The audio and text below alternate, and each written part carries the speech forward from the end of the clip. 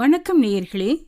ஃபீபாவின் இன்றைய காலை தியானத்திற்காக உங்களை அன்புடன் வரவேற்கிறேன். ஃபீபா நேயர்களுக்கு அன்பின் வாழ்த்துக்கள். 1 சாமுவேல் 12வது அதிகாரம் 14வது வசனம்.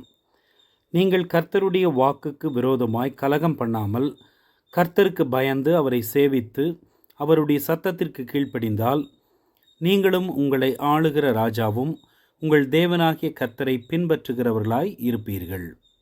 எனக்கு அன்பான ஃபீபா நேயர்களே, இந்த நாளிலே இஸ்ரவேல் ஜனங்கள் எவ்வாறு தேவனுக்கு பயப்படுகிற பயத்தை விட்டுவிட்டார்கள் என்பதை இங்கே சாமுவேல் குறிப்பிடுகிறதை நாம் பார்க்கலாம். என்ன சம்பவிக்கிறது? இஸ்ரவேல் ஜனங்களை ஆண்டவர் 40 ஆண்டு காலம் வழிநடத்தி வந்தது மாத்திரமல்ல, அவர்களுக்கென்று ராஜ்யத்தை ஏற்படுத்தி கொடுத்தார். கானான் தேசத்தை அவர்களுக்கு சுதந்திரமாக கொடுத்து ஒவ்வொரு கோத்திரத்திற்குமான இடத்தையும் பிரித்து கொடுத்தார். அங்கே வாழ்ந்து கொண்டிருக்கிற மக்கள் தேவனை சேவிப்பதை விட்டு திடீரென்று தங்களுக்கென்று ஒரு தலைவன், ஒரு ராஜா வேண்டும் என்று அவர்கள் வாஞ்சிக்கிறார்கள். எந்த இடத்திலே தேவனின் தலைமைத்துவம் புறக்கணிக்கப்படுகிறதோ, எங்கே தேவனுடைய கர்த்தத்துவம் அசட்டை பண்ணப்படுகிறதோ, அங்கே குழப்பம் நிலவும் என்பதிலே சந்தேகமில்லை. 12வது வசனம். அம்மோன் புத்திரரின் ராஜாவாகிய நாகாஸ் உங்களுக்கு விரோதமாய் வருகிறதை நீங்கள் கண்டபோது உங்கள் தேவனாகிய கர்த்தரே உங்களுக்கு ராஜாவாய் இருந்தும் நீங்கள் என்னை நோக்கி அப்படி அல்ல, ஒரு ராஜா எங்கள் மேல் ஆள வேண்டும் என்றீர்கள் என்று சாமுவேல் சொல்லுவதை நாம் பார்க்கிறோம். கர்த்தருக்கு பயந்து கர்த்தரை சேவித்து கர்த்தரின் சத்தத்திற்கு கீழ்ப்படிந்தால் நாம் தேவனை பின்பற்றுகிறவர்களாக இருப்போம் என்று 14வது வசனத்திலே நாம் வாசிக்கிறோம்.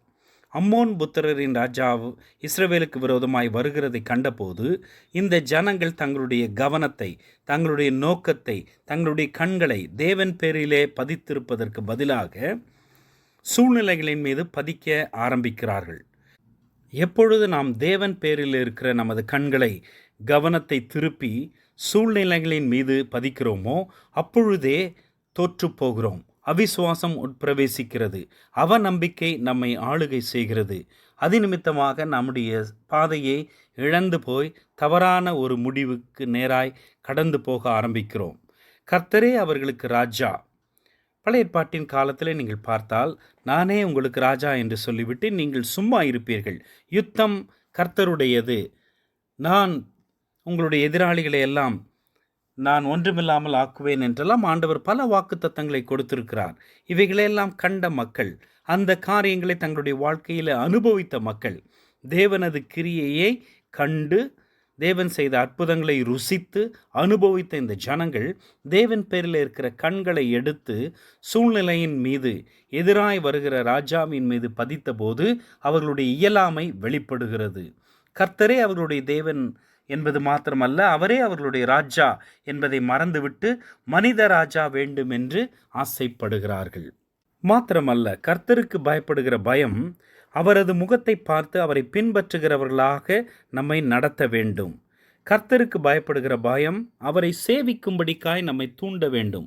அவருக்கு நாம் ஏதோ ஒன்றை செய்ய வேண்டும். அவரை நாம் பணிந்து கொள்ள வேண்டும். அவருக்கான ஊழியத்தை நாம் நிறைவேற்ற வேண்டும். அவருடைய செயல்பாடுகளை நம்முடைய வாழ்க்கையிலே நிறைவேற்ற வேண்டும் என்ற உந்துதல் நமக்குள்ளாக காணப்பட வேண்டும். அப்பேற்பட்ட உந்துதல் இல்லாவிட்டால் தேவன் பேரில் இருக்கிற கவனத்தை நாம் திருப்பிவிட்டோம் என்று அர்த்தம். தேவன் பேரில் இருக்கிற நம்முடைய கண்கள் ஏதோ ஒரு மனிதன் மீதோ அல்லது ஏதோ ஒரு சூழ்நிலையின் மீதோ அல்லது ஏதோ பொருட்களின் மீதோ பதித்து விட்டோம் என்று அர்த்தமாகிறது.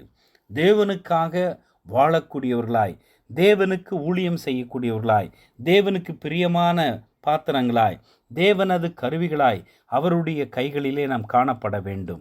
அவரே நம்முடைய ராஜா, நாம் அவருடைய சொந்த ஜனங்கள் என்பதை நாம் புரிந்து கொள்ள வேண்டும். மாத்திரமல்ல, கர்த்தருக்கு பயப்படுகிற பயம் அவரின் சத்தத்திற்கு கீழ்ப்படியே நம்மை நடத்த வேண்டும். ஒரு கை குழந்தையை பாருங்கள், அது எப்பொழுதுமே தன்னுடைய தாயின் முகத்தையே பார்த்து வாழ கற்றுக்கொண்டிருக்கிறது. எந்த ஒரு பிரச்சனை வந்தாலும் சரி, என்ன ஒரு ஆபத்து வந்தாலும் சரி, அல்லது என்ன ஒரு நன்மை கிடைத்தாலும் சரி, உடனடியாக தாயை பார்க்கும். தாய் அங்கீகரித்தால் மாத்திரமே அந்த குழந்தை அதை ஏற்றுக்கொள்ளக்கூடிய விருப்பம் உள்ளதாக இருக்கும். இந்த நாளிலும் கூட நம்முடைய வாழ்க்கையிலே கர்த்தருக்கு பயப்படுகிற பயம் நம்மை அவருக்கு கீழ்ப்படிந்திருக்க நடத்துவது மாத்திரமல்ல, அவரையே நாம் சேவித்து அவருடைய சத்தத்திற்கு கீழ்ப்படிந்து வாழ்ந்திடவும் அவரையே பின்பற்றி அவரை நோக்கி பார்க்கக்கூடிய மனம் கொண்டவர்களாகவும் நம்மை மாற்றும்படிக்காய் நாம் நம்மை அர்ப்பணிப்போம். தேவன் நம்மை ஆசீர்வதிப்பாராக. இன்றைய காலை தியானத்தில் பங்கேற்றமைக்காக நன்றி. உங்களது கருத்துக்களை பகிர்ந்து கொள்ளவோ மேலும் விவரங்கள் அறிந்து கொள்ளவோ 9458505042 என்ற எண்ணிற்கோ அல்லது info@fibaonline.org தொடர்பு கொள்ளவும். தேவன் தாமே உங்களை ஆசீர்வதிப்பாராக. ஆமேன்.